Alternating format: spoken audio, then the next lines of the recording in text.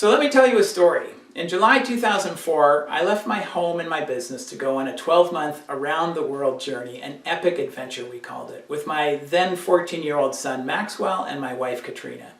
For an entire year, our existence was spent as drifters traveling the planet. My wife tracked the number of different beds we slept in. I think her count was something like 150 in the 14 months we were gone.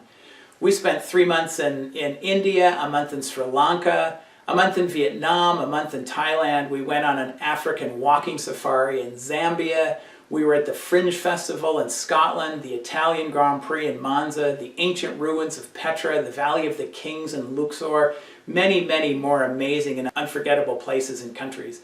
It was just an absolutely unbelievable experience. Each day we got to face new challenges to sort through. Buses, trains, planes, exchanging money, eating things we'd never seen before, not even knowing what it was, the inability to communicate in languages we'd never heard before.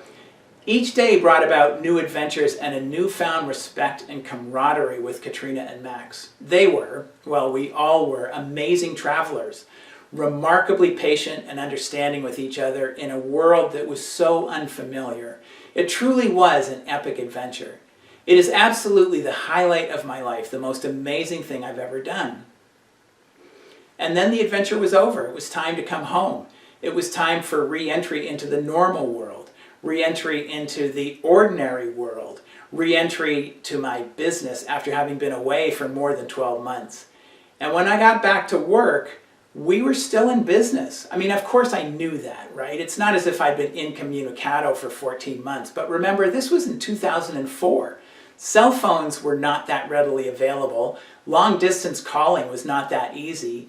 The internet was still dial-up in most of the countries we've been traveling in. But when I got back to work, things were still humming along as if I'd never left. I didn't have months of catch-up work to do. There weren't piles of unprocessed papers and responsibilities stacked up on my desk waiting for my return home, which, by the way, was really important because I was kind of out of it for a few weeks. As I assimilated back into my business life, it was kind of like I was able to pick up where I'd left off, as if I hadn't been away. So this is my life as a result of having a process-dependent business. This, or something like this, can be yours. Let us help you make it happen. Let us help you make it real.